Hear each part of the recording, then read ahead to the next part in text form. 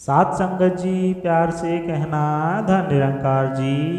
आशा करता हूँ सदगुरु माता जी की कृपा से आप सभी अच्छे होंगे। स्वागत है आप सभी का एक नई साखी के साथ आपके अपने चैनल पर। आज की साखी का विषय है चाकू से खींची किस्मत की लकीर और बन गया दुनिया का सबसे महान इंसान। चलिए सुनते हैं आज की ये साखी। साध संगत जी, 700 ईसा पूर्व की यह कहानी है। एक छोटा सा गांव था जिसका नाम सलातुर था। उस गांव में एक बालक था जो पढ़ने लिखने में बहुत कमज़ोर था। वह गांव के हर बच्चे के साथ गुरुजी से शिक्षा लेने पाठशाला जाता था। गुरुजी उसको बहुत पढ़ाते समझाते, लेकिन उसे पढ़ाई बिल्कुल नहीं समझ आती थी। गुरुजी बहुत परेशान हो गए। फिर एक दिन उन्होंने उस बालक को अपने पास बुलाया और बोले, अपना हाथ दिखाओ।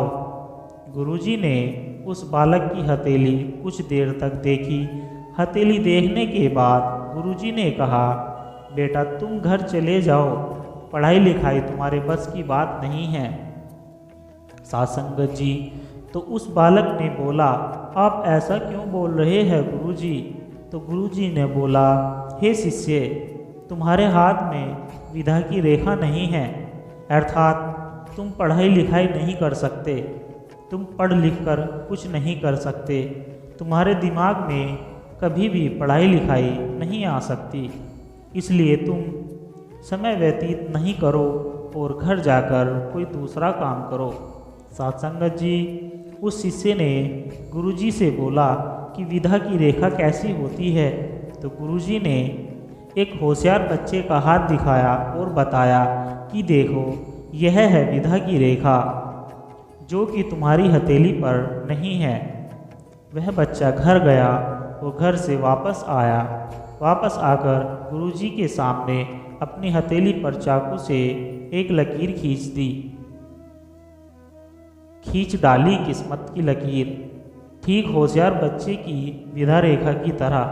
सासंगत जी, गुरुजी यह देखकर बहुत हैरान हो गए और वह डर गए। उन्होंने उस बालक को अपने पास बुलाया और बोले कि बच्चे, तुमने ऐसा क्यों किया? सासंगत जी, तो उस बालक ने कहा, गुरुजी मेरे हाथ में विधा की रेखा नहीं थी, अब मेरे हाथ में विधा की रेखा हो गई है, जैसे कि उस होशियार बालक के हाथ पर है। गुरुजी, अब तो मैं विधा सीख सकता हूँ। अब तो मैं होशियार बच्चों की तरह एक होशियार छात्र बन सकता हूँ। ज्ञान अब मेरे भी दिमाग में आ सकता है। मैं भी एक होशियार छात्र बनना चाहता हूँ। सासंगत जी, किस्मत में विधा नहीं थी, इसलिए गुरु मैंने इस चाकू से विधा रेखा अपनी हथेली पर बना दी। सासंगत जी, गुरुजी अब आप मुझे पढ़ाइए, क्योंकि मेरे हाथ में विधा की रेखा है। अब मैं भी होशियार छात्र बन सकता हूँ। गुरुजी की तरह इस हैरत अंगेज कारनामे को देखकर हैरान हुए कि ये छोटा सा बालक इतनी कम उम्र में इतना बड़ा फैसला ले सकता है बिना डरे, तो यह बच्चा जीवन में कुछ भी कर सकता है। गुरुजी ने उस बच्चे को फिर से पढ़ाना शुरू कर दिया। सत्संगत जी, क्या आपको पता है कि वह बच्चा कौन था? वह बच्चा कोई और नहीं बल्कि महान सांस्कृतिक व्याकरण ज्ञानी पाणिनि थे, जो आगे चलकर संस्कृत भाषा के महान व्याकरण ग्रंथ रचयिता बने। इन्होंने अष्टाध्यायी नामक ग्रंथ लिखा, जिसमें 8 उपाध्याय और लगभग 4000 से ज़्यादा सूत्र है। पाणिनि को आधुनिक संस्कृत व्याकरण का पिता भी कहा जाता है। सत्संगत जी, आपके जीवन में भी रिश्तेदार, पड़ोसी आदि लोगों ने यह बातें बहुत सुनाने को मिलती है कि तुम यह नहीं कर पाओगे, तुम वह नहीं कर पाओगे, तुम्हारे बस की यह नहीं है, तुम्हारे बस की वह नहीं है। किंतु सत्संगत जी, अगर आप दृढ़ निश्चय कर ले कि मुझे अपने जीवन में जो बनना है या करना है, तो उसे कोई नहीं रोक सकता। सीख आपके हाथ की लकीर, आपकी सोच और आपके दिमाग की एक उपज होती है। बस उस उपज को मजबूत बनाए रखना है और आप जो जीवन में बनना चाहते हैं या फिर जो करना चाहते हैं, बिना कुछ ध्यान दिए बस करते जाए।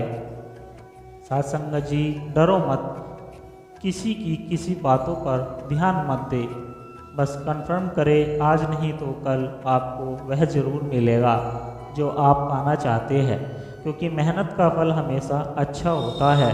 बस आपकी सोच मजबूत होनी चाहिए और बड़ी होनी चाहिए, उसी हिसाब से कंफर्म भी बड़ा रखें। आपके जीवन में सफलता होने से कोई नहीं रोक सकता। सासंगत जी, आपको अपनी हथेली पर चाकू से किस्मत की लकीर बनाने की कोई ज़रूरत नहीं है, बल्कि अपनी सोच में जिद की लकीर बनाने की ज़रूरत है। सत्संगत जी, गुस्सा किसी बात का समाधान नहीं है। ये कहानी आपके गुस्से को शांत कर सकती है। सत्संगत जी, प्यार से कहना जी, धन निरंकार जी।